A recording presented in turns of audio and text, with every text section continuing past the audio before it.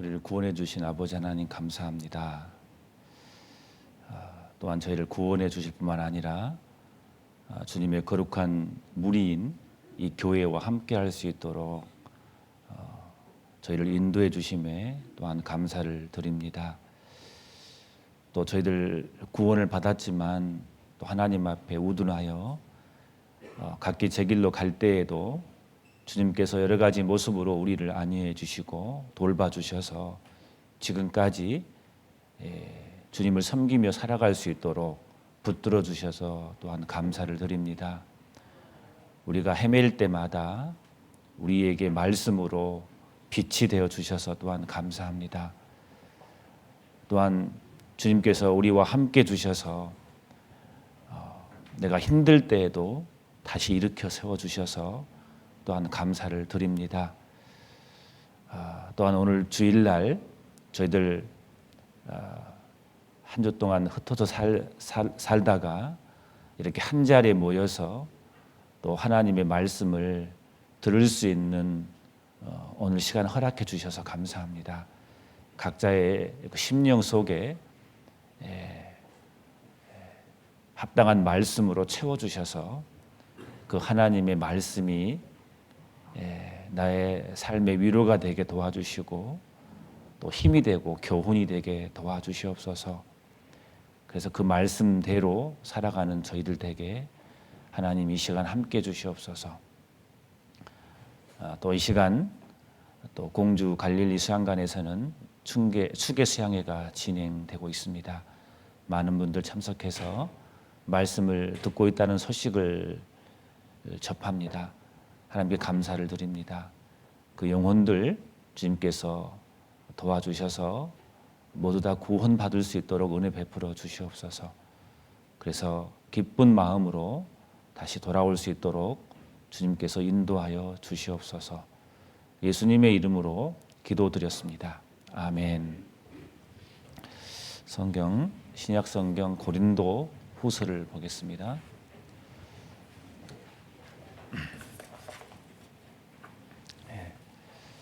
고린도 후서 4장 보겠습니다.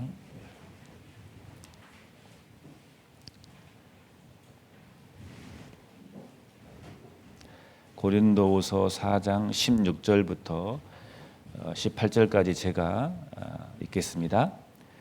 그러므로 우리가 낙심하지 아니하노니 겉사람은 후패하나 우리의 속은 날로 새롭도다. 우리의 잠시 받는 환난에 경한 것이 지극히 크고 영원한 영광에 중한 것을 우리에게 이루게 함이니 우리의 돌아보는 것은 보이는 것이 아니요 보이지 않는 것이니 보이는 것은 잠깐이요 보이지 않는 것은 영원함이니라. 여기까지 드렸습니다.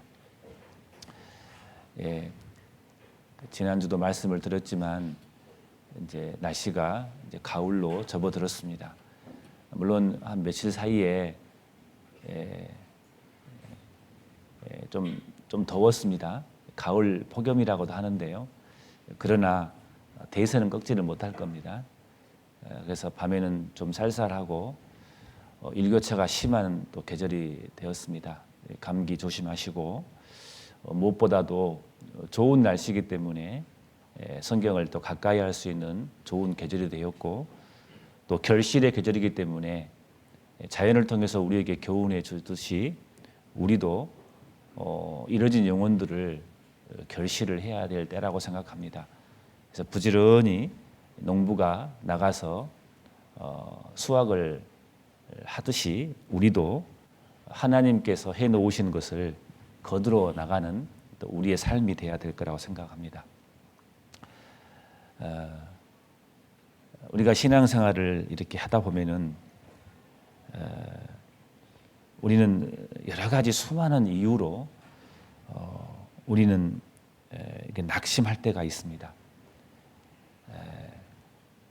낙심하게 된 이유는 좋은 일이 있으면 낙심하지 않죠.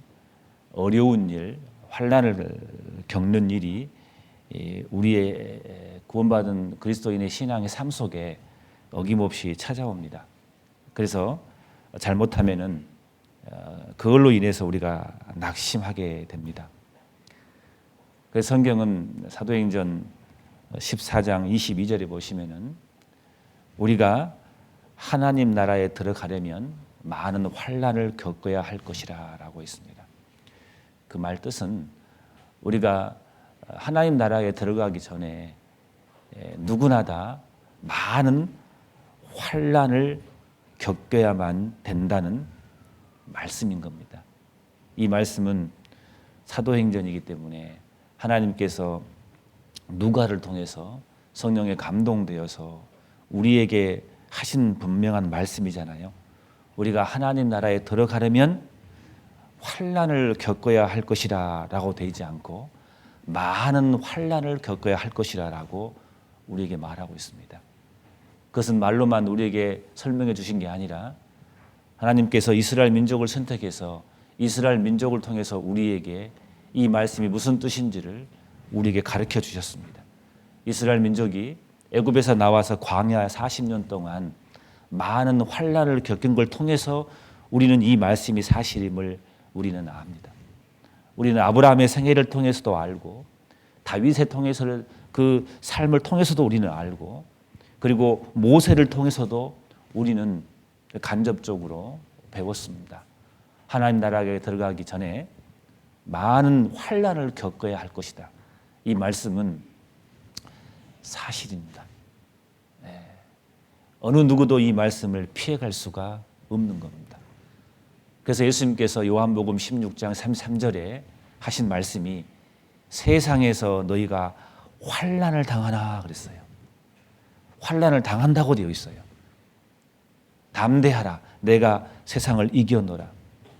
세상을 이겼다고 담대하라고 말하기 전에 먼저 전제 조건이 뭐겠습니까? 세상에서 너희가 환난을 당한다라고 예수님께서 말씀하고 계십니다. 그래서 환난이라는 것이 있는데 그때 마귀는 틈을 타서 우리는 그 환난을 통해서 우리를 낙담하게 만들고 낙심하게 만들어서 더 이상 한 발짝도 앞으로 나가지 못하게 사단은 우리를 방해할 겁니다. 그래서 이런 말씀은 종종 모임 때 반복해서 말씀을 실은 드렸습니다. 그러나 우리는 또 잊어버리더라고요. 그래서 어느 순간 나도 모르게 그 환난이 닥쳤을 때 내가 낙담이 되고 낙심으로 끌려 내려가서 신앙생활을 멈추는 그런 모습을 종종 보게 됩니다. 그리고 내 삶 속에서도 종종 나의 모습을 또 볼 때가 있습니다. 그래서 우리는 하나님의 말씀에 낙심하지 말라는 그 말씀을 집중해서 항상 마음에 담고 우리는 살아야 되겠습니다. 이 낙심이란 단어가 히브리어로는 마사스란 말인데 원래 뜻이 그렇답니다. 용해시키다, 황폐케 하다는 뜻이 있습니다. 이 낙심은 환난으로 인해서 마귀가 우리에게 낙심을 줘버리면은 이 낙심은 몸과 마음을 황폐시킨다 그 말입니다. 희망과 행복도 완전히 용해시켜서 황폐시킨다 그런 뜻이거든요. 무서운 말이잖아요. 그리고 이 낙심이란 단어를 헬라어로 찾아봤더니 헬라어로 카고스라고 하는데 그게 뜻풀이를 찾아봤더니 이 낙심이란 뜻이 무가치한 해로운 뜻이라 있답니다. 그래서 낙심이라는 것은 인생에서 하나도 도움이 안 되는 해로운 요소라 그 말입니다. 결코 우리 그리스도인들에게 있어서는 안 되는 겁니다. 마귀는 그것을 분명히 이용하기 때문에 그렇습니다. 그래서 유명한 사람이 이런 말 했잖아요. 낙심은 절망의 어머니라고. 그리고 또 어떤 사람은 이 낙심을 뭐라고 말했냐면은 죽음에 이르는 병이 있는데 그것이 낙심이라고 말했습니다. 신앙이 멈춰버린 거예요. 우리 그리스도인들에게 낙심이 오면은 여러 가지 모습으로 낙심이 오면은 절망 이르는 어머니가 돼버리고 아무것도 움직일 수 없는 죽는 사람처럼 죽음에 이르는 병이 낙심이라겠거든요. 그래서 실제로 세상 사람들 구원받지 않은 사람들은 낙심 때문에 자기 목숨을 던져버리잖아요. 실망스러워가지고. 그렇잖아요.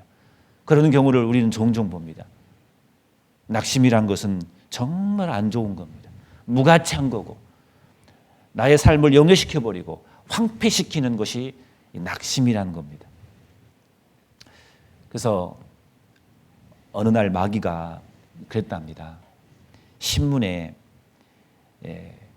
광고를 냈는데 이런 광고를 냈답니다. 이 마귀가 신문에 자기가 쓰던 모든 물건, 도구들을 경매 처분한다고 광고를 냈답니다. 마귀가 그랬답니다. 그런데 사탄이 하는 말이 모든 내 도구를, 사람을 쓰러뜨리게 하는 모든 도구를 다 경매 처분합니다 라고 광고를 냈지만 유독 이 하나만은 이것만은 팔지 않겠다고 쓰였답니다. 그것이 뭐냐? 낙심이라는 겁니다. 이 낙심이란 도구는 마귀가 절대로 안 판답니다. 이유를 물어봤어요. 사탄아, 왜 이것은 경매에 붙지 않느냐? 마귀가 이렇게 말했답니다. 다른 도구는 다 없어도 나의 사업에는 문제가 없다. 그런데 이 낙심이란 도구만 가지면 어떤 사람도 내가 원하는 대로 다 만들 수 있다 라고 마귀가 말했답니다. 성경에 없는 이야기입니다. 그럴 것 같아요. 다른 도구들은 다 경매에 붙여도 마귀가 끝까지 버리지 않는 것은 이 낙심이라는 겁니다. 이것만 있으면 어떤 누구도 다 쓰러뜨릴 수 있다. 내가 원하는 대로 다 할 수 있다. 라고 했다는 우스운 이야기가 있습니다. 사탄이 유능한 사람을 꺾어 놓을 수 있는 손쉬운 방법 중에 하나가 그 사람이 반대에 직면하고 그걸로 인해서 낙담하게 만들고 겁을 주게 해서 낙심하게 만들어서 스스로 포기하게 주저앉게 만드는 것이 이 마귀의 전략인 겁니다. 그래서 우리가 살다 보면은 낙심되는 일이 한두 가지가 아닙니다. 평생에 한 번도 나는 낙심하지 않고 살 사람은 아무도 없을 겁니다. 낙심하기 쉽기 때문에 성경에는 낙심하지 말라고 우리에게 격려하고 있지 않겠습니까? 그래서 오늘 잘 아시지만 고린도후서 4장 16절부터 18절 말씀을 중심으로 해서 낙심에 대해서 좀 말씀을 드리려고 합니다. 지금 내가 낙심 가운데 그런 상황 가운데 있는 분들도 계실 겁니다. 이 말씀을 들으시고 주님을 바라보면서 이 말씀 가운데서 그 어려움을 이겨내기를 바랄 뿐입니다. 자, 다시 고린도후서 4장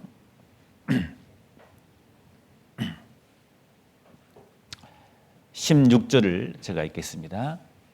그러므로 우리가 낙심하지 아니하노니 겉사람은 후패하나 우리의 속은 날로 새롭도다. 여기 보시면은 16절에 이 고린도후서를 기록한 사도 바울은 말씀하기를 낙심하지 아니한다라고 고백을 합니다. 본인 스스로가. 어려움이 있었지만 나는 낙심하지 아니하노니라고 말합니다. 1절 보시면은 고린도후서 4장 1절 보시면은 이러함으로 우리가 이 직분을 받아 궁휼하심을 입은 대로 낙심하지 아니하고 직분이 있는데도 불구하고 낙심할 일이 있었는데 불구하고 낙심하지 아니한다고 말했습니다. 8절을 보시면은 우리가 사방으로 우겨쌈을 당하여도 쌓이지 아니하며 답답한 일을 당하여도 낙심하지 아니하며 이게 보통 상황이 아닌 겁니다. 사방으로 우겨쌈을 당하고 정말 답이 없는 마음이 답답한 일을 당하여도 낙심하지 않는다고 바울 사도는 말하고 있는 겁니다. 이유가 있는 거예요. 성경에는 어떤 말씀에도 낙심하라라는 말이 없어요. 항상 어떤 상황 속에서도 하나님은 우리에게 말씀하시기를 낙심하지 말라고 우리에게 격려하고 계십니다. 왜? 낙심은 신앙을 멈추게 하기 때문에 그럽니다. 낙심은 하나님을 원망적으로 하기 때문에 그런 겁니다. 그건 큰 죄가 되기 때문에 그런 겁니다.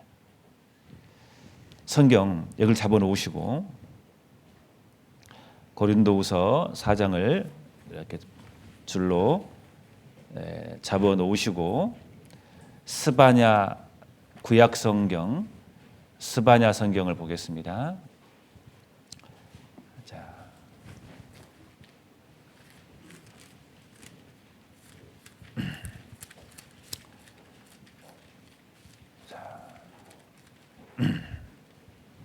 스바냐 성경 3장 보겠습니다.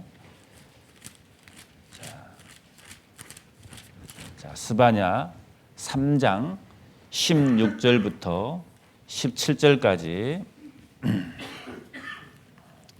자, 3장 16절부터 17절까지 제가 읽겠습니다. 그날에 사람이 예루살렘에게 이르기를 두려워하지 말라. 시온아, 네 손을 늘어뜨리지 말라. 너의 하나님 여호와가 너희 가운데 계시니 그는 구원을 베푸실 전능자시라. 그가 너로 인하여 기쁨을 이기지 못하여 하시며 너를 잠잠히 사랑하시며 너로 인하여 즐거이 부르며 기뻐하시리라. 자, 이 말씀이 있는데 이 스바냐 성경입니다. 스바냐 선지자로 스바냐가 선자로 사역할 당시에 이 이스라엘에 정말 기운 빠진 일이 가득 찼어요.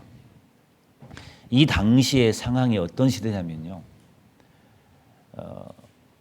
이스라엘이 징계로 인해서 북쪽 이스라엘과 남쪽 유다로 나눠진 사실은 잘 아실 겁니다.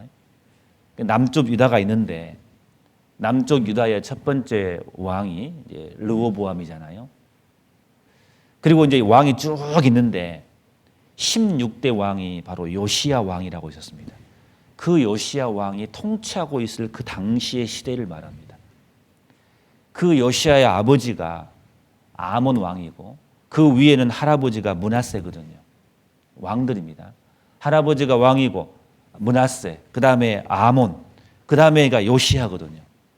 근데 요시야가 어렸을 때 왕이 되었는데 그 아버지 아몬과 할아버지 시대 므낫세 시대에 이 이 남쪽 유다가 너무 암울했거든요. 종교적으로도 그렇고 정치적으로도 그렇고 도덕적으로 이 아버지와 할아버지 이 두 왕이 완전히 악한 왕이거든요. 우상 숭배하고 매춘 행위를 해버리고 심지어 예루살렘 성전 안에서 태양신을 숨겨버리고 바알신을 섬겨버리고 국민들 사이에서는 빈부격차가 심하고 지역 감정이 심하고 그런 것처럼 많은 갈등이 있었어요. 이런 상황 가운데 겨우 8살 때 요시야가 왕이 된 거예요. 그때 그 당시에 유다 백성들이 봤을 때 얼마나 절망적이냐 그 말이에요. 그때 백성들은 다 모든 사람이 깊은 절망에 빠졌어요. 근데 그때 스바냐 선지자는 말씀합니다. 17절, 16절 그날에 사람이 예루살렘에 이르기를 두려워하지 말라. 자, 시온아, 자 이스라엘 백성들아, 시온아, 네 손을 늘어뜨리지 말라라고 말한 거예요. 네 손을 늘어뜨리지 말라. 손을 늘어뜨린다는 말은 무슨 말이겠습니까? 힘에 빠져서 쑥 처져 있는 상태를 말한 거예요. 낙심하고 있는 상태를 말한 거예요. 그 모습을 보고 백성들을 향해서 하나님은 스바냐 선지자를 통해서 하시는 메시지가 뭐냐? 이런 절망적인 상황 속에서도 네 손을 늘어뜨리지 말라 그랬어요. 17절에 네 하나님 여호와가 너희 가운데 계시니 그는 구원을 베푸실 전능자시라. 왜 그런 암담한 상황 속에서도 왜 손을 늘어뜨리느냐? 너희 가운데 하나님이 계시지 않느냐? 구원을 베푸신 전능자가 너희 아버지가 아느냐? 그러니 어깨 펴라 그 말인 거예요. 우리의 신앙생활 가운데 내 손을 늘어뜨릴 수 있는 상황이 얼마나 많냐고요. 눈물 나는 상황이 얼마나 많냐고요. 많은 시간 동안 문제가 해결되지 않은 상황들이 우리 신앙생활 가운데 얼마나 많냐고요. 이 손을 늘어뜨릴 수밖에 없는 상황이, 어깨가 처지고 고개를 숙일 수밖에 없는 상황이 우리의 신앙생활 가운데 많거든요. 그때마다 우리 주님은 우리에게 말씀하십니다. 네 손을 늘어뜨리지 말라. 네 하나님 여호와가 너희 가운데 계시지 않느냐? 구원을 베푸신 전능자 하나님이 너 보고 기뻐하지 않느냐? 내가 있지 않느냐? 그러니 낙심하지 말라라고 하나님께서 우리에게 말씀하고 계시잖아요. 어떤 이유였든 간에 이 말씀은 우리에게 위로가 됩니다. 안 그렇겠습니까? 저 어렸을 때 제가 어떤 일로 굉장히 낙담이 돼가지고 저희 집에 뒷산이 바위산인데 그 뒷마당 그 바위에 걸터 앉아가지고 제가 막 눈물을 흘리고 있을 때 있었거든요. 그때 어머니가 와서 저를 이렇게 위로해 주시더라고. 괜찮아. 그거 아무것도 아니야. 엄마 아빠가 있잖아. 그 말 한마디가 이유는 모르지만 그 말 한마디가 나를 쭉 처져 있는 나를 다시 힘을 주시더라고. 너 혼자가 아니지 않느냐. 아버지 있지 않느냐. 괜찮아. 이거 아무것도 아니야. 네가 이것이 실패했다 할지라도 나는 네가 살아있고 네가 용기 있게 살아가고 네가 건강에 있는 그 자체만으로도 나는 기쁘고 즐겁다. 그 말 한마디가 얼마나 힘이 되는지. 그게 다 이해가 되지 않는 말을 할지라도 어린 나에게. 우리 하나님은 우리에게 계속해서 반복해서 말씀하십니다. 낙심하지 마라. 네 손을 늘어뜨리지 말라. 네 손을 늘어뜨리게 할 수 있는 많은 상황들이 있을 것이다. 그럼에도 불구하고 네 손을, 네 어깨를 늘어뜨리지 말라. 낙심하지 말라라고 하나님은 우리에게 말씀하고 계십니다. 손을 늘어뜨리지 말라. 기운 내라. 이 한 이유가 있잖아요. 다시 읽겠습니다. 17절에 너희 하나님 여호와가 너희 가운데 계시니 그는 구원을 베푸신 전능자이기 때문에 네 가운데 하나님이 살아계시기 때문에 그거 하나만이라도 기뻐하고 잠잠히 하나님만 바라보고 살아가라 그 말이잖아요. 이게 낙심하지 않은 이유가 분명히 있거든요. 우리는 신앙생활 하면서 이스라엘 백성들처럼 크고 작은 많은 문제들이 우리의 삶 속에 둘러싸여 있습니다. 아무리 봐도 이 문제는 해결 안 될 것 같아. 그런 것도 있습니다. 그럼에도 불구하고 주님은 말씀하십니다. 구원을 베푸신 전능자가 너와 함께한다. 나는 너로 인해서 기뻐한다. 나는 네가 있으면 즐겁다. 이 말 한마디가 우리에게 힘이 되는 거예요. 이스라엘 백성처럼 바울이 고백했던 것처럼 사방으로 우겨싸움을 당하여도 답답한 일이 당하여도 우리는 이렇게 말해주신 주님 때문에 낙심하지 않고 살 수 있는 이유가 여가 있는 겁니다. 다른 이유 아무것도 필요 없어요. 우리 아버지가 나에게 그 말씀만 하면 돼요. 괜찮아. 네 아버지는 전능자야. 구원을 베푸신 전능자야. 내가 너와 함께하 있어. 나는 너를 절대로 떠나지 않아. 그 말 한마디 한마디면 되는 거예요. 안 그렇습니까? 무슨 이유가 있겠습니까? 내가 낙심하지 않고 손 늘어뜨리지 않고 살 수 있는 이유가 그가 있다 그 말입니다. 실은 성경 처음부터 마지막까지 그 말씀으로 도배가 되어 있어요.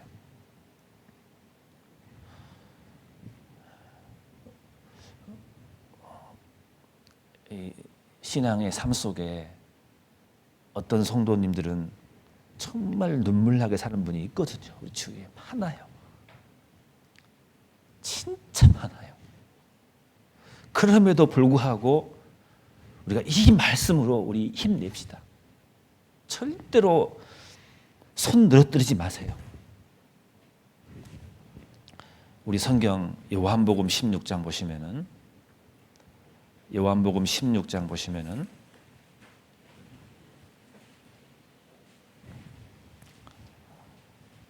16장 32절에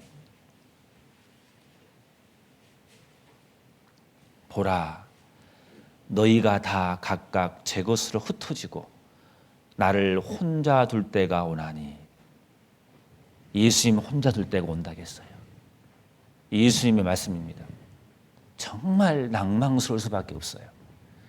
예수님께서 그 많은 기적을 베풀고 예수님께서 제자들에게 그 많은 말씀을 해주시고 그렇게 가까이 해주셨는데 그 많은 말씀을 해주셨는데 나 혼자 둘 때가 오나니 정말 낭망할 수밖에 없는 상황이 왔어요. 벌써 왔도다. 그러나 내가 혼자 있는 것이 아니라 아버지께서 나와 함께 계시느니라. 우리 예수님도 이것 때문에 이기셨어요. 33절에 같이 읽겠습니다. 이것을 너희에게 쓰면 너희로 내 안에서 평안을 누리게 하려 함이라. 세상에서는 너희가 환난을 당하나 담대하라. 내가 세상을 이기었노라 하시니라.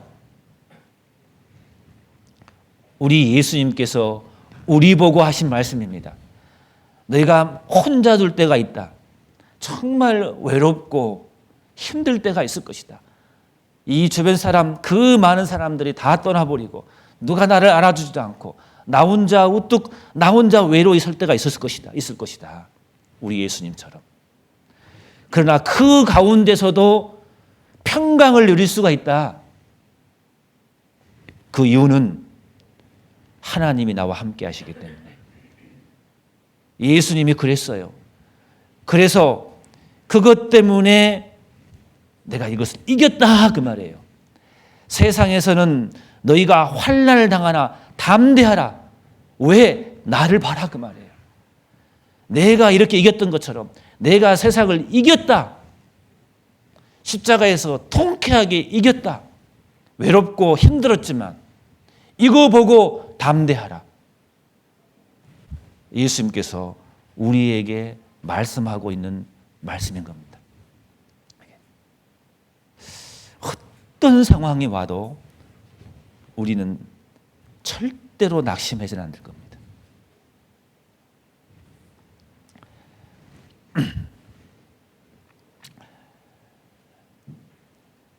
우리의 어려운 문제가 있을 때, 어려움이 닥쳤을 때, 우리가 그 문제를 바라볼 때, 그 문제를 부정적인 눈으로 바라본다면 우리는 낙심하게 될 겁니다. 의기소침하게 될 겁니다. 우리는 어떤 문제가 있었을 때 하나님께서 선하신 분이라는 것을 절대 잊으면 안 됩니다. 도저히 이해되지 않는 상황이 나에게 닥친다 할지라도 나와 함께 하신 그 하나님은 선한 분이라는 것을 절대 잊어서는 우리는 안 될 겁니다. 그래서 우리는 어떤 문제를 만날 때마다 우리의 눈이 어디에 맞춰야 되느냐, 문제에 눈을 맞추는 게 아니라 하나님의 선하심에 눈을 맞춰야 됩니다. 이해되지 않는 상황이 나에게 온다 할지라도. 우리는 요셉을 잘 압니다. 형들에게 미움을 받아서 상인에게 팔려가지고 한 집의 머슴으로 살았습니다. 나중에 우여곡절 끝에 애굽의 총리가 되었습니다. 나중에 가족들을 다 애굽으로 불러들였습니다. 아버지가 죽었죠. 그때 형들이 겁이 났습니다. 요셉이 보복할까 봐, 안갚음할까 봐 두려웠습니다. 그때 요셉이 형들에게 했던 말 잘 아시죠? 창세기 50장 20절에 당신들은 나를 해하려 하였으나 형들은 나를 죽이려 했으나 하나님은 그것을 선으로 바꾸사라고 되어 있어요. 요셉의 생애는 이해되지 않는 거잖아요. 왜 형들에게 그렇게 미움을 받아야 하냐고 말이에요. 미움을 받은 걸 떠나서 상인에게 팔려서 머슴이 됐단 말이에요. 형들에게 미움받는 것도 억울한데 상인에게 팔려서 머슴된 것도 억울하고 요셉의 생애는 도무지 이해가 안 되는, 요셉은 하나님을 믿는 사람이었는데 원망할 수밖에 없잖아요. 근데 요셉은 마지막에 간증하기를 당신들은 나를 해하려 하였으나 그 해하려 하는 것까지, 죽이려 하는 그것까지, 그 문제를 하나님은 선으로 바꿨다고 말해요. 하나님의 선하신 하나님의 능력에 우리가 그 눈에 초점을 맞춰야 되는 겁니다. 때로는 사람들이 나를 해롭게 한다 할지라도, 때로는 사람들이 나를 속이고 나를 불리하게 만들고 나에게 상처를 주고 나에게 궁지를 나를 몰아넣고 모든 상황이 나빠진다 하더라도, 그러나 하나님은 그 모든 것을 선으로 바꾸시는 하나님이라는 것을 우리는 절대 잊으시면 안 됩니다. 하나님은 선하신 분입니다. 지금 당면하고 있는 이 문제가 크지만 하나님은 이 문제보다 훨씬 더 크신 분인 거거든요. 그렇잖아요. 그래서 우리는 신앙생활 가운데 절대 낭망하면 안 될 것 같습니다. 우리는 사람들이 나에게 어떻게 해롭게 한다, 그것에 초점을 맞추면 안 돼요. 그 해롭게 하는 사람에게 초점을 맞추면 안 된다니까요. 그 대신에 우리는 하나님이 이 나에게 지금 이 문제, 해로운 상황을 하나님이 어떻게 선으로 바꾸시는가에 대한 초점을 맞춰야 돼요. 그게 믿음인 거예요. 그런데 우리는 이 문제에 초점을 맞춰버리거든요. 그래서 낙심이 돼버린 거예요. 이스라엘 백성들을 광야에 집어넣습니다. 광야로 집어넣으신 하나님의 그 선하심, 왜 그랬을까? 하나님 무슨 선한 일을 주려고 그랬을까? 그걸 초점을 맞춰야 되는데 그 문제에 초점을 맞추니까 애굽을 바라보게 돼버린 거예요. 그래서 원망해 돼버린 거예요. 그래서 가나안 땅에 못 들어갔잖아요. 그래서 광야에서 미끄러진 거잖아요. 하나님은 왜 나에게 이런 안 좋은 일이 일어나야 하는가라고 항변하지 마시라 그 말입니다. 그 항변하긴 대신에 하나님은 분명히 선하신 분이기 때문에 주님이 나에게 선으로 베푸실 것을, 그 하나님의 그 섭리를 믿는 게 신앙인 겁니다. 그게 믿음인 겁니다. 그걸 믿는 사람은 낙심하지 않아요. 우리가 낙심하지 않는 이유는 우리에게 문제가 없어서가 아니에요. 구원받는다 할지라도 실패하지 않는 게 아니에요. 구원받는다 할지라도 만사형통한 게 아니에요. 구원받으면 병이 안 걸리는 게 아니에요. 구원받으면 돈을 안 잃어버리는 게 아니에요. 구원을 받는다 하더라도, 예수님을 믿는다 할지라도 실패할 수가 있는 거예요. 벗어날 수가 있는 거예요. 병 걸릴 수가 있는 거예요. 갈등할 수가 있는 거예요. 위기를 만날 수가 있는 거예요. 그러나 그럼에도 불구하고 하나님 때문에 기뻐할 수 있는 거, 이것이 믿음이고 신앙인 거예요. 안 그렇습니까? 이게 진짜인 거예요. 이게. 우리는 문제만 바라보면 안 돼요. 우리는 그 문제 넘어서 하나님이 선으로 갚아줄 것을 기대하면서 사는 거예요. 정말 눈물 나지만. 지금 내 삶 속에 어려움이 있는 분들 많습니다. 오늘 말씀 집중해 주시기 바랍니다. 조심은 안 돼요. 정말요. 절대 나쁜 일이 아니라니까요. 일이 잘 안 풀려요. 남들은 괜찮은 것 같은데 왜 나에게 이런 병이 있냐고요. 왜 잘 사업이 안 되냐고요. 왜? 그게 나쁜 게 아니라니까요. 절대로.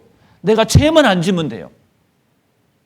지금 몸된 교회 가운데서 주님만 바라보고 그 어려운 문제만 집중하지 마시고 선하신 하나님께 집중하면서 기다리시면 되는 거예요. 절대 하나님은 거짓말하지 않으셔요. 우리 주님은. 그래서 우리 하나님은 너무 과감한 말씀을 하십니다. 데살로니가전서 5장 16절에 뭐라 하겠습니까? 기뻐하라 하겠어요. 근데 그보다 더 과감한 말씀이 무슨 말씀인지요? 앞에 있는 말씀이에요. 뭡니까? 항상 기뻐하라. 이게 말이 됩니까? 어떻게 항상 기뻐할 수 있냐고요. 근데 우리 주님은 우리에게 과감하게 말씀하십니다. 항상 기뻐하라고. 문제가 없을 때만 말한 게 아니고 괴로운 일이 있을 때도, 슬픈 일이 있을 때도, 억울한 일을 당해도, 짜증이 나도, 불행한 일을 당해도 기뻐하라는 거예요. 그 항상 속에는 모든 게 다 들어있잖아요. 좋은 일 때문에 기뻐할 수 있는 것은 누구나 할 수 있는 거예요. 그리스도인이 다른 점이 뭐겠습니까? 그리 아니할지라도 기뻐하고 감사할 수 있는 것. 그게 진정한 그리스도인인 겁니다. 그리스도인이 뭐겠습니까? 그리스도인이 뭐겠습니까? 구원받은 사람들. 구원받은 사람이 뭐겠습니까? 천권 사람들이잖아요. 하나님을 믿는 사람들이잖아요. 하나님 눈에 안 보이지만 지금 살아계시잖아요. 우리 눈앞에. 하나님이 없다는 증거 한번 대보십시오. 하나님 살아계시잖아요. 하나님이 왜 죽는 것처럼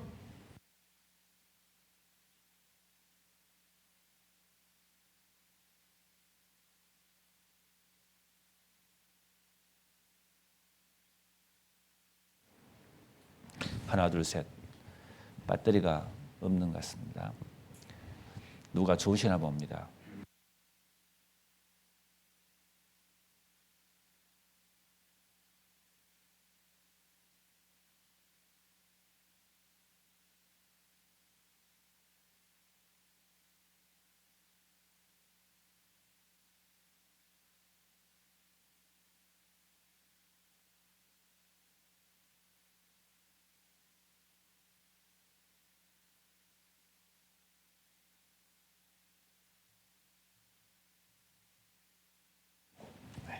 네, 하나 둘 셋 됐습니다. 로마서 8장 18절 보겠습니다. 로마서 8장 18절 우리 같이 한번 읽어보겠습니다. 그런즉 같이 한번 읽어보겠습니다. 로마서 8장이죠. 죄송합니다. 제가 9장을 폈습니다. 8장 18절 같이 읽겠습니다. 생각한데 현재 고난은 장차 우리에게 나타날 영광과 좋게 비교할 수 없도다 라고 되어 있습니다. 스바냐 선지자는 또 바울 선지자는 똑같이 우겨쌈을 당하여도 네 손을 늘어뜨리지 말라고 했습니다. 주님이 함께하고 계시기 때문에 그렇습니다. 그리고 낙심하지 말라는 이유가 뭐냐면은 이유 중에 한 가지가 여기 나옵니다. 자, 생각건대 현재의 고난은 장차 우리에게 나타날 영광과 비교할 수 없기 때문에 그렇습니다. 잠시 받는 환난에 경한 것이 지극히 크고 영원한 영광에 중한 거라 했거든요. 우리 본문에 다시 본문 고린도 후서 보겠습니다. 고린도후서 4장 17절 본문 말씀 다시 보겠습니다. 똑같은 말씀인데요. 17절 우리의 잠시 받는 환난에 경한 것이 지극히 크고 영원한 영광에 중한 것을 우리에게 이루게 함이니라고 되어 있습니다. 자, 왜 우리가 낙심하지 않는 이유가 뭐냐? 이 고난이 내 생각에는 길게 느껴질지 모르겠지만은 이게 뭐라겠습니까? 잠시 받는 환난이라겠습니다. 잠시 받는 환난은 경한 것, 가벼운 거라겠습니다. 그러나 나중에 영원한 영광, 이 영광은 더 크다고 중한 거라겠어요. 훨씬 더 영광은 이 고난의 이 가벼운 그 비해서 훨씬 더 크다 그 말입니다. 그러니 이거 생각하고 낙심하지 말라 그 말입니다. 내 생각에는 내가 갖고 있는 이 문제가 너무 길고 해결되지 않는 어려운 문제일지 모르지만 하나님에 봤을 때는 잠깐이라겠어요. 영원한 천국에서 비교해 봤을 때. 그리고 내가 갖고 있는 이 문제가 내가 생각할 때는 굉장히 크게 생각하지만 하나님은 경한 거라겠어요. 가벼운 거라겠어요. 이거에 비해서 하나님께 받을 영광은 너무 크다 그 말입니다. 좋게 비교할 수 없도다. 생각한데 현재 고난은 장차 우리에게 나타날 영광과 비교할 수 없다. 비교가 안 된다 그 말이에요. 비교가. 너무나 크다 그 말이 이 영광은. 그래서요. 고난은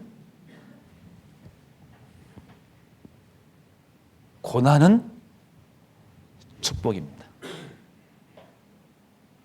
그래서 고난은 변경된 축복입니다.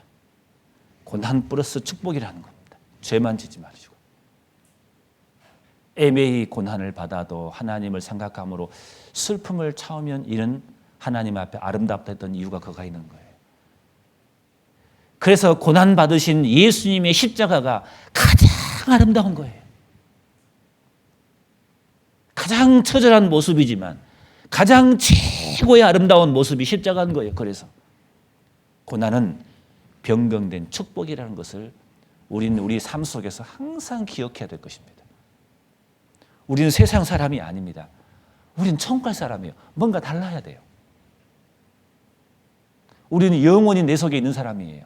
영혼을 소유한 사람이에요. 뭔가 달라야 돼요. 안 그러겠습니까? 구원받은 성도에게 이 말씀이 실은 성경 곳곳에 반복되어 있어요. 근데 이게 너무 중요한 건데, 너무 쉬운데 삶 속에서 우리는 순간순간 잊어버려요. 조그만 문제도 크게 생각해가지고 그것 때문에 문제를 일으켜버려요. 그러니까 아무것도 아닌데 나에게 조금만 아픔이 있고 조금만 문제가 있으면 어쩔 줄을 몰라 해요. 축복인데 그것이. 그걸로 인해서 우리에게 많은 것을 주는데, 유익을 주는데. 우리 이제 그러지 마십시다. 그렇잖아요. 이것이 준 분명한 이유가 있어요. 낙심하지 않는 이유. 이 고난에 비해서 영광은 배나 크기 때문에, 이 고난은 비교할 수 없는 축복으로 나에게 오기 때문에 그런 겁니다. 우리 구약성경 에레미야 29장을 봐보겠습니다. 에레미야 29장 11절을 봐보겠습니다. 에레미야 29장 11절을 제가 읽겠습니다. 나 여호와가 말하노라. 너희를 향한 나의 생각은 내가 안 하니. 자, 여호와가 말하노라. 너희를 향한 나의 생각은 내가 안 하니 재앙이 아니라 곧 평안이요 너희 장래에 소망을 주려 하는 생각이라. 자, 이 말씀은 에레미야 성경 29장입니다. 이스라엘 백성들이 바벨론에 잡혀갔단 말이에요. 그래서 나중에 70년이 지나면은 다시 돌아올 거라고 이야기합니다. 아직 돌아가기 전이란 말입니다. 지금 이스라엘은 어려운 가운데 있어요. 포로 생활을 하고 잡혀가서 비참한 생활을 합니다. 하나님 계신 거 맞나요? 하나님 왜 우리가 이렇게 곤란을 당해야 됩니까? 물론 자기들의 문제 때문에 그런 거예요. 그러나 그 문제만 바라봤을 때 힘든 상황이지 않습니까? 근데 하나님은 말씀하시기를 뭐라 하겠습니까? 내가 너에게 주고자 하는 것은, 지금 포로 생활하고 있는데 하나님은 말씀하시기를 내가 너에게 주고자 하는 것은 재앙이 아니라 평안이래요. 너희 재앙이 아니라 곧 평안이요 너희 장래에 소망을 주려 하는 생각이라 라고 되어 있어요. 하나님은 우리에게 곤란을 준 것은 그 곤란만 주려는 게 아니라 그 말입니다. 그걸 통해서 우리에게 뭔가를 주시려고 그래요. 그 고난을 통해서 우리를 연단시키게 시키시고 그리고 결국은 영광스럽게 변화시키기 위한 하나님의 전략인 겁니다. 그래서 로마서 5장 3절에 뭐라 하겠습니까? 우리가 환난 중에도 즐거워하나니 이 환난은 뭐라 하겠죠? 인내는 연단은 소망을 이룬 줄 알미라 하겠어요. 그렇잖아요. 시작이 뭐입니까? 환난이라겠어요. 이 로마서를 쓴 바울은 이 환난을 즐거워한다겠어요. 왜요? 결과를 아니까. 환난을 통해서 뭐요? 인내를 준다 했거든요. 이 환난을 통해서 하나님이 나에게 인내하게 만들고 연단시켜서 훈련시켜서 결국은 소망이 이룬 줄 안다겠어요. 기쁨이 있다 그 말입니다. 즐거움이 있다 그 말입니다. 이것을 바울은 알아요. 그렇기 때문에 환난 중에 즐거워한다고 되어 있어요. 여러분, 왜 우리가 어려운 가운데 있을 때 이 낙심하지 않는 이유가 뭐겠습니까? 결과가 좋기 때문에 그런 거예요. 이 환난을 통해서 우리가 단련을 받아요.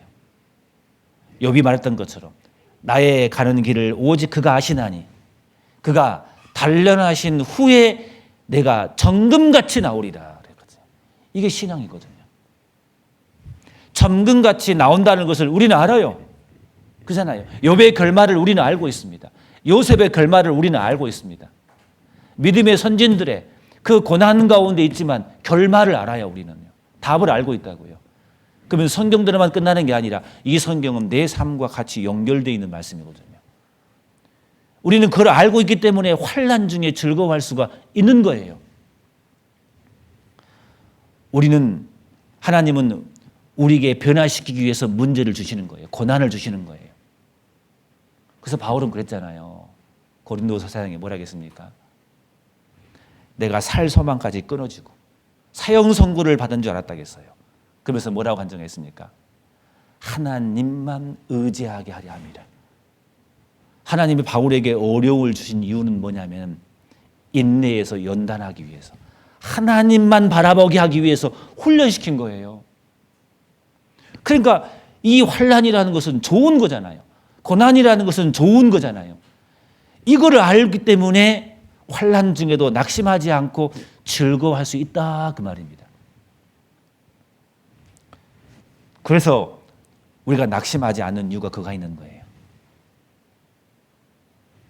춘향이가 이도령을 기다리고 있잖아요.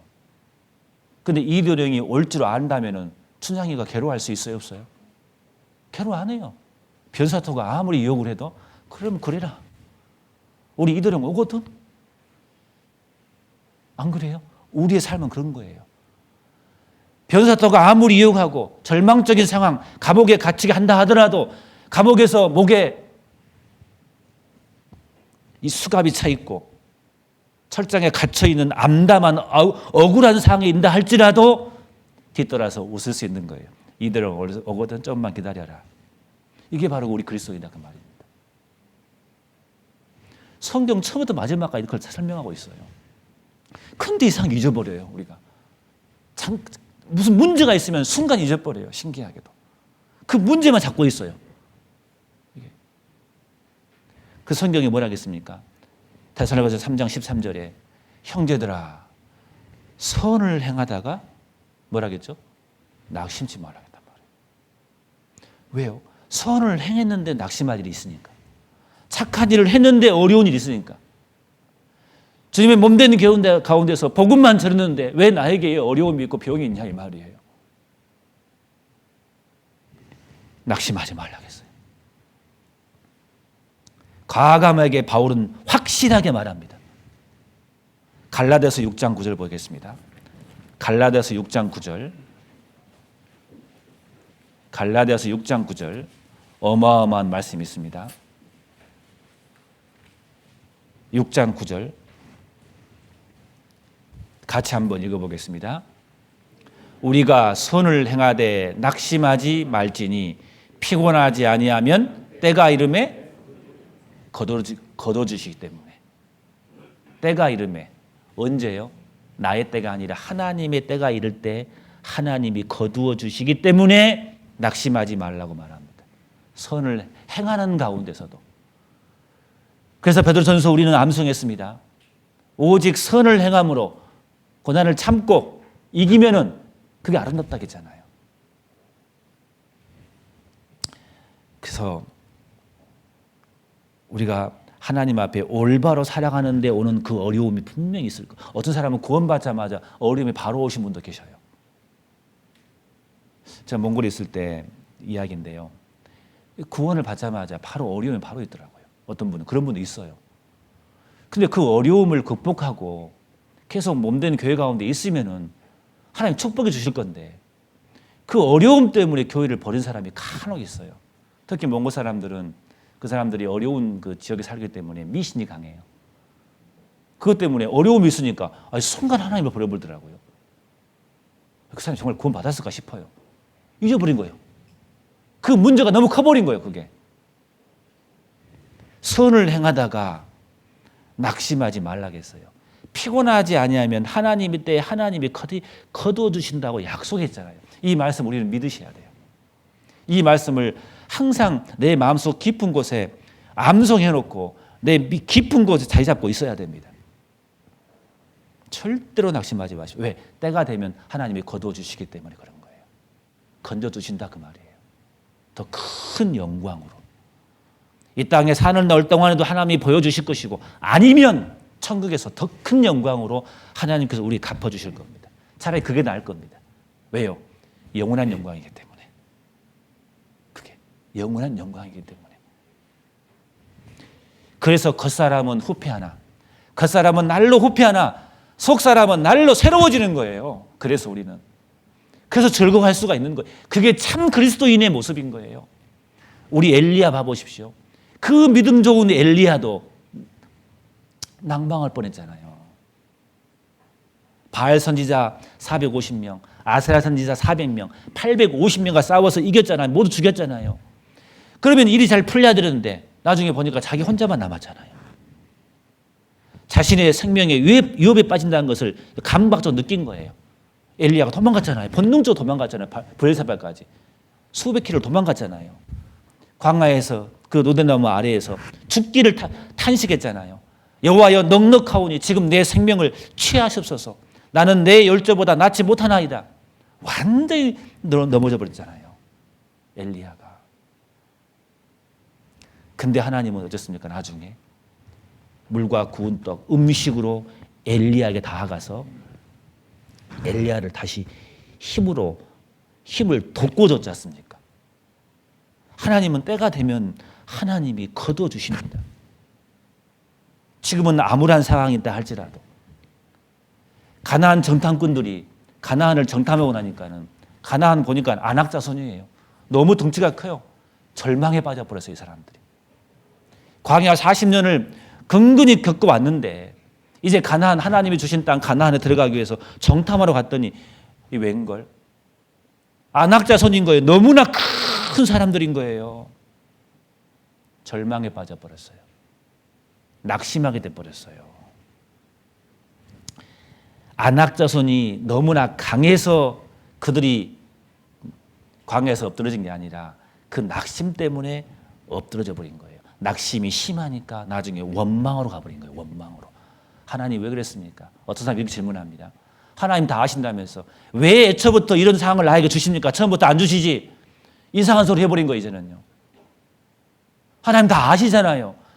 더 큰 축복을 주시기 위해서 하나님의 전략으로 인내를 만들고 연단을 주고 그 연단을 통해서 소망을 주려게 하기 위해서 하나님이 우리에게 주신 것인데 더 큰 걸 주려고 하나님이 우리에게 하시는 일인데 너무나 신앙이 어려서 너무 어린아이 같은 마음으로 하나님 처음부터 이거 안 주시지 왜 주시냐고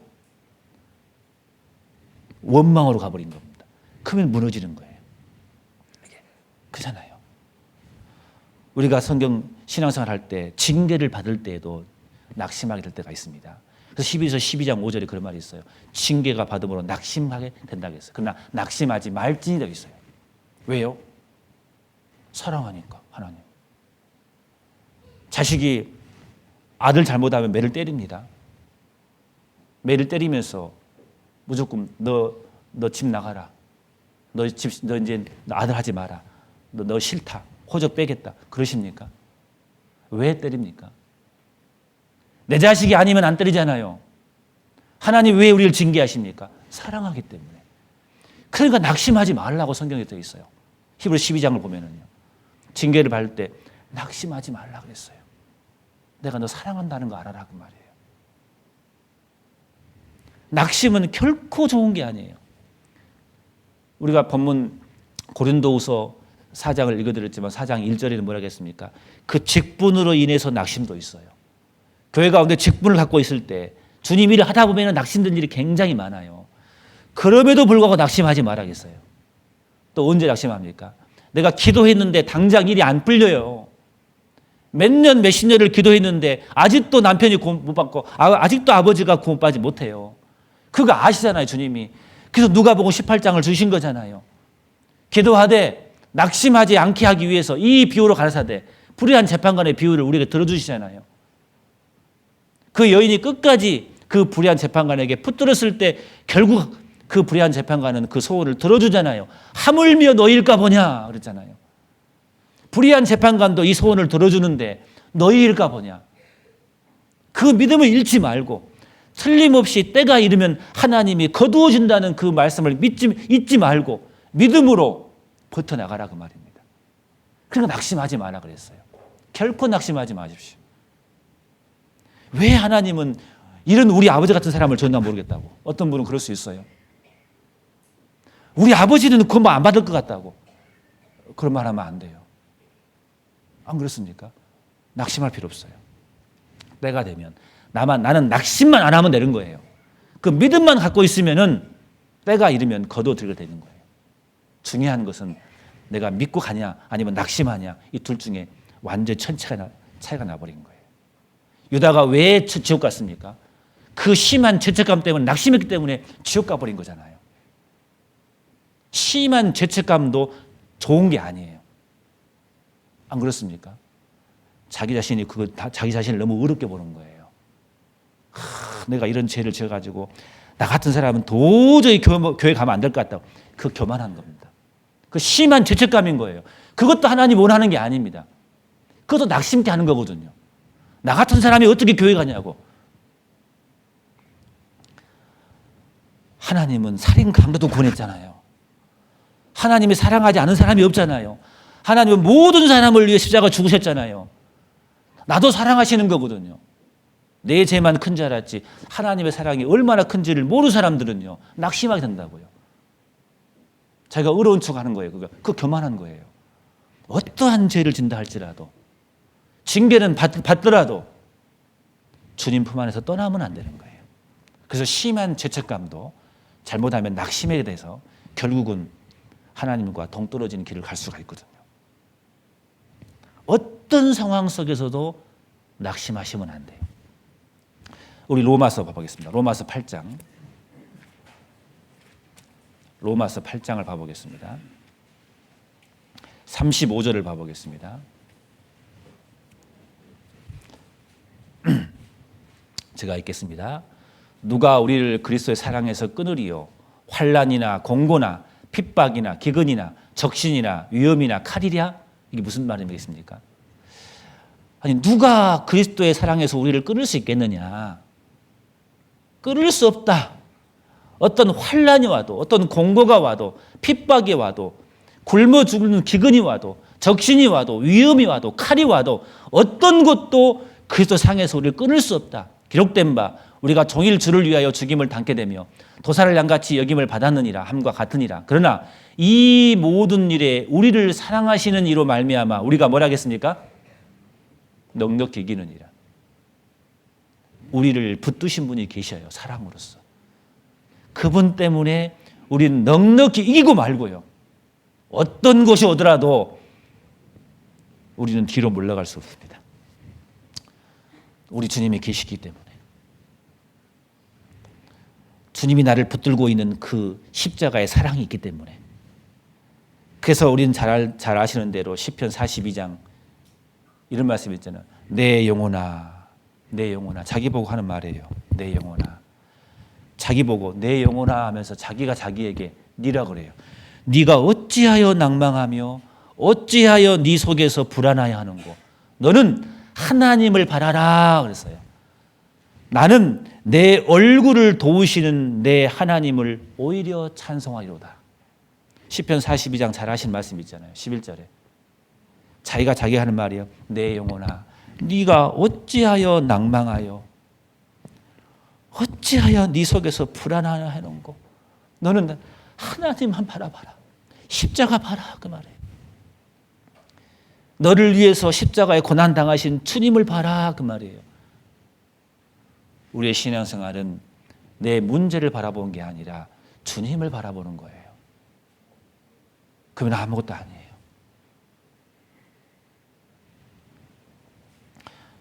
우리는 신앙생활 가운데서, 신앙생활의 인생 가운데서 우리는 터널을 통과할 때가 있습니다. 어두워요. 그러나 그 터널이 끝까지 있는 건 아닙니다. 조금 있으면 빛이 있는 밝은 데로 나오게 되어 있습니다. 그러나 그 빛으로 나왔는데 조금 지나면 또 다른 어두움이 나게 찾아옵니다. 터널은 또 있습니다. 그러나 그 터널로 끝나는 게 아니에요. 영원히 터널이 있는 게 아니에요. 낭망하지 않고 뒤로 물러가지 않고 겁내지 마시고 뒤로 물러가지 마시고 불안해하지 마시고 계속 전진하면은 터널은 끝나게 돼 있어요. 그러나 조금 지나면은 또 터널이 또 오게 나옵니다. 당황하지 마세요. 끝이 있습니다. 잠시 받는 환난이라겠습니다. 그건 경한 것이라겠습니다. 그러나 하나님께 받은 영광은 엄청나게 클 겁니다. 때가 되면 반드시 이루어 주실 겁니다. 그것을 우리 믿으시게요. 눈물 나지만 우리 손 늘어뜨리지 마십시다. 이 날씨가 좋은 이 세상에서도 결실의 계절입니다. 전도할 때 절대 낭망하지 마십시오. 내가 이 사람에게 많은 말을 하고 많은 희생을 하고 많은 것을 재물을 드리고 했지만 그 사람은 끄떡 안 할 때가 있습니다. 몇 번 말씀을 들었음에도 불구하고 끄떡 안 할 때가 있습니다. 낭망만 하지 않으면 됩니다. 끝까지 때가 이르면 거두신 하나님을 우리는 믿으셔야 될 겁니다. 그것이 신앙인 겁니다. 고난은 반드시 끝나게 되어 있습니다. 고난은 반드시 끝나게 되어 있습니다. 이건 성경 어디 봐도 하나님 우리에게 약속하신 말씀인 겁니다. 터널을 지나고 있지만 반드시 끝날 때가 있는 겁니다.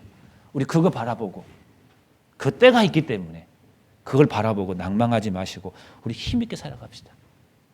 이 말씀 많이 들었을 겁니다. 그 이야기를 들을 때마다 감동이 되더라고요. 중국의 모소라는 대나무 아시죠? 모소라는 대나무 잘 아실 거예요. 대나무가 있는데 이름이 모소예요. 산이나 밭에다가 이게 심어 놓는데 5년 동안 땅 밖으로 전혀 솟아나오지 않아요.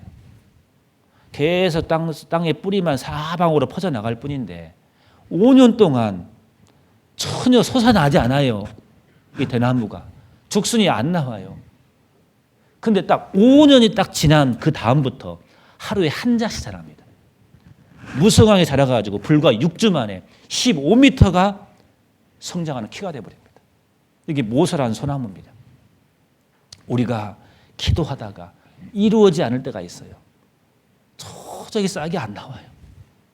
죽었나? 하나님이 안 들어주나?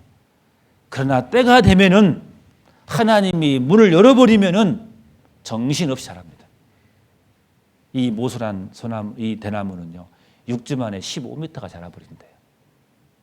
하나님께서 이것을 만들어준 이유도 있을 거예요. 틀림없이 있을 겁니다. 우리 그거 바라봅시다. 그래서 낙심하지 마십시다. 자, 보셔요. 어깨 펴시고 고난은 반드시 끝나게 돼 있기 때문에 우리 이런 말씀을 가지고 좀 이겨냈으면 좋겠습니다. 저기 그 발칸 반도 가면은 그 발칸 반도의 그 장미향이 그렇게 유명하답니다. 그 발칸 반도의 장미향이 그렇게 유명한데 어떤 사람이 제임스라는 사람이 그 발칸 반도를 여행을 하는데 그곳에 그 장미향이 굉장히 유독 그 이렇게 유명하고 아름답다는 그 이유를 알고 그것을 이제 보러 갔어요. 왜 그렇게 그 발칸반도의 장미향이 그렇게 아름답고 유명한지 좀 알고 싶어서 거기를 여행을 갔대요. 그 장미를 이렇게 재배하는 채취 과정을 유심히 관찰해 봤어요. 근데 유심히 관찰해 보니까 새로운 사실을 알게 된 거예요. 사람들이 새벽 1시하고 2시 사이에 그 장미를 이렇게 채취하더랍니다. 낮에 채취하지 않아요. 가장 캄캄할 때에 장미를 채취해요. 그래서 제일 처음에는 그 사람이 이렇게 생각했대요. 어떤 미신적인 풍습이 있나? 왜 낮에 이 채취하지 않고 가장 어두울 때 새벽 1시부터 2시 사이에 그때 이것을 채취하는지 이해를 할 수 없어요. 근데 나중에 그 이유를 알았어요. 상당히 과학적이라는 이유를 알았어요. 이 장미 향기가 낮에는 40%가 감소된답니다. 낮에는. 그런데 이 발칸반도의 이 장미가 이 향기로운 아름다운 이 향기의 비밀이 어디 있냐면은 가장 어두운 밤에 비로소 최고의 향기를 품어낸답니다. 최고의 가장 어두울 때. 여러분, 우리 신앙생활 가운데 내 삶에 가장 어두울 때 낙심하지 않고 이겨내는 것, 가장 최고의 그리스도의 향기인 겁니다. 그래서 아가서에 그랬잖아요. 가시나무 가운데 백합화라고. 우리 그리스도인의 모습을 말하고 있는 겁니다. 사과나무는 그늘을 주는 열매가 있는 예수 그리스도를 상징한다 하면은 이 백합화는 바로 그리스도인을 상징하고 있거든요. 술람미 여인을 말하면서 우리를 말하고 있는 겁니다. 가시나무 가운데 백합화. 그게 가장 아름다운 거예요. 백합화예요. 근데 가시나무라겠어요. 바람이 불면은 이 백합화는 가시에 찔린다고 해요. 왜 하나님 나에게 이 가시를 줬냐고요. 그냥 백합화만 주시지. 왜 가시밭에 백합화냐고요. 그냥 좋은 밭에 백합화라면 얼마나 좋겠는데. 그러나 가시 가운데 그 밭 가운데 백합화가 바람에 흔들려서 그 잎이 찢기고 찢길 때 그때 진정한 향기가 나오는 거예요. 그게 최고의 향기인 거예요. 가장 아름다운 향기인 거예요. 그게 바로 십자가인 거예요. 그 모습을 닮아서 우리의 삶이 돼야 돼요. 그게 진짜인 겁니다. 아무 문제가 없고 평안해요. 일이 잘 돼요. 그런 가운데 느끼는 그 기쁨과 그 통쾌함보다 더 고귀하고 더 아름다운 진정한 향기는 어둠 가운데 풍기는 그 기쁨, 그 향기. 그게 진짜인 겁니다. 그게 진짜 그리스도인의 모습인 겁니다. 성경은 전부 그걸 이야기하고 있습니다. 성경 어디에도 정말 쓰임 받는 사람들이 고난 받음 없이 쓰임 받은 사람이 성경에 있냐고요. 없어요. 이건 정확한 성경의 답이에요. 이게 어떤 사람은 이렇게 말할 수 있어요. 괜히 구원 받아가지고 이런 고난이 있는가 모르겠다고. 고난 안 받았으면 이런 고난도 없을 건데. 고난 안 받아도 고난이 있죠, 실은. 여러분, 이 고난은 축복입니다. 고난은 축복의 다른 이름인 겁니다. 틀림없습니다. 그래서 당황하지 맙시다. 몸이 아플 수도 있습니다. 부도날 수 있습니다. 좀 자식이 잘못될 수도 있어요. 애매하게 고난을 받을 수 있어요. 모함을 당할 수 있어요. 핍박을 당할 수 있어요. 어느 순간 내가 함정에 빠질 수 있어요. 하는 일마다 안 될 때가 있어요. 두려워하지 맙시다. 때가 되면 거둔다는 그 하나님의 말씀을 붙들고 어깨 쳐지지 마시고 손 늘어뜨리지 마시고 그럼에도 불구하고 울면서 눈물 나지만 힘있게 살아가는 믿음의 사람이 되는 게 그게 가장 고귀한 그리스도인의 모습이라고 생각합니다. 가장 아름다운 향기를 품는 그리스도인이라고 생각합니다. 우리 그런 사람이 되기를 바울은 성경을 통해서 우리에게 말씀하고 계신 겁니다. 다시 본문 보겠습니다. 고린도후서 4장 17절 16절 그러므로 우리가 낙심하지 아니하노니 겉사람은 후패하나 우리의 속은 날로 새롭도다. 우리의 잠시 받는 환난에 경한 것이 지극히 크고 영원한 영광에 중한 것을 우리에게 이루려 함이니 우리의 돌아보는 것은 보이는 것이 아니요 보이지 않는 것이니 보이는 것은 잠깐이요 보이지 않는 것은 영원함이라. 보이는 현재 고난은 잠깐인 겁니다. 그러나 보이지 않는 하나님의 그 영광은 영원하다고 되어 있습니다. 여러분 잠깐을 선택하시려 합니까? 영원을 선택하시려 합니까? 영원한 게 훨씬 낫지 않겠습니까? 네. 그래서 우리는 가끔 이런 간증을 합니다. 내가 가난하게 태어나서 감사합니다. 하나님 저에게 능력이 없어서 감사합니다. 하나님 제가 이 일을 하는데 일이 잘 안 풀리게 해서 감사합니다. 하나님 때로는 나에게 이런 병을 주셔서 감사합니다. 우리는 크로스바디에서 이야기 들으셨죠? 찬송가를 수천 번을 썼던 그 크로스바, 그 여인. 어렸을 때 그 병을 알았지만 도리어 감사한다고 했어요. 그게 진짜 아니겠습니까? 하나님, 나에게 이런 어려운 환경을 주셔서 감사합니다. 이것은 잠깐임을 압니다. 내가 이것을 절대 실망하지 않고 낭망하지 않고 주님 바라보고 때가 되면 주님께서 이루어진다는 그 말씀에 의지해서 그리고 주님이 내 사정을 안다는 그 자체만으로도 그 사랑만으로도 나는 이겨낼 수 있습니다. 꿋꿋하게 살아가는 그 모습 하나님은 엄청난 영광으로 우리에게 갚아주실 것을 우리는 믿습니다. 그래서 우리는 이겨낼 수가 있다고 생각합니다. 이것은 반복해서 우리가 들어야 됩니다. 반복해서. 우리 연약해서 순간 잊어버리거든요. 잠깐 조금만 문제가 오면 또 금방 잊어버려요. 이것을요. 이건 중요한 문제이기 때문에 항상 마음에 담고 있어야 됩니다. 어떠한 경우에도. 그래야 절대 흔들리지 않습니다. 어떠한 태풍이 와도 절대 흔들리지 않습니다. 이것이 있으면. 기도하고 마치겠습니다. 고마우신 아버지 하나님 감사합니다. 하나님 우리의 삶 속에 이해되지 않는 것들이 참으로 많이 있습니다.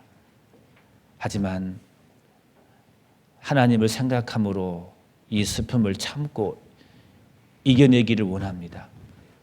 그래서 결국은 하나님의 때에 하나님께서 우리에게 위로해 주시고 하나님께서 해결해 주실 것을 믿고 그리고 천국에서 우리에게 배나도 축복해 주심을 믿기 때문에 담대하게 이기며 살아가기를 원합니다. 예수님께서 그랬듯이 모든 믿음의 선진들이 그랬듯이 나도 기뻐하면서 용기 있게 담대하게 살아가기를 원합니다. 우리들에게 그런 믿음을 주님 허락해 주시옵소서. 비록 참을 수 없고 이해되지 않는 고통이 있다 할지라도 이 말씀을 붙들고 당당하게 살아가는 우리 그리스도인 되게 하나님 도와주시옵소서. 예수님의 이름으로 기도드렸습니다. 아멘.